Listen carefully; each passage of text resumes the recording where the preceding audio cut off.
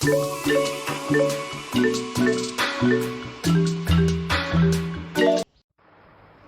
everyone, welcome to my channel Anjali Thakuria.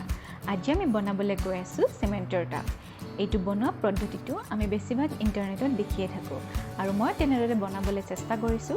কেনেকুৱা হৈছে ভিডিওটো চাই নিশ্চয় জনাব।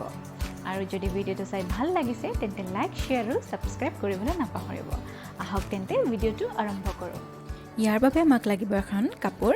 মই টাইল ব্যৱহাৰ কৰিছো স্কুৱেৰ সাইজত আৰু তাৰ পিছত এটা বাকেটত সিমেন্ট আৰু পানী মিক্স কৰি লৈছো। এইটো আপুনি চাই ল'ব কিমান গোটা বা পনিয়া হৈছে। যদি বেছি পনিয়া যেন পাইছে তেতিয়াহ'লে অকণমান সিমেন্ট আকৌ দি দিব পাৰে। তাৰ পাছত আমি টাৱেলখন এনেদৰে তিয়াই দিছো। মই দুখন টাৱেল ব্যৱহাৰ কৰিছো দুটা টাব বনাবলৈ। আপুনি নিজৰ ইচ্ছামতে ব্যৱহাৰ কৰিব পাৰে। এই দুইখন টাৱেল এনেদৰে ডুবাই লৈছো আৰু এনেদৰে দুটা পাত্ৰৰ ওপৰত আপুনি টাৱেল দুখন থৈ দিব।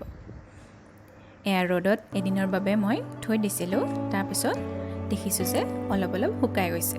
শুকোৱাৰ পিছত আপুনি চাব ওলাব পৰা হৈছে নে নাই। এনেদৰে চোৱাৰ পিছত মই ওলোটাই দিলোঁ আৰু দিয়াৰ পিছত দেখিছে এয়া হৈ গৈছে। ইয়াৰ পিছত আপুনি যিকোনো কালাৰ ইয়াত এড কৰিব পাৰে। মই হোৱাইট কালাৰ দিছিলোঁ আৰু মাজত আমি এনেদৰে এটা বাঁহৰ কাঠিৰে হোল কৰি দিছোঁ যাতে ফুল ৰোৱাৰ পিছত পানীটো সৰকি যাব পাৰে। এয়া আমাৰ ৰং লগোৱা হৈ গৈছে আৰু সিমেন্টেৰে বনোৱা টাব ৰেডি হৈ গৈছে।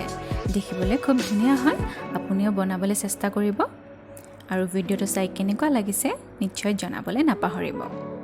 এয়া আমাৰ সিমেন্টৰ টাব ৰেডি।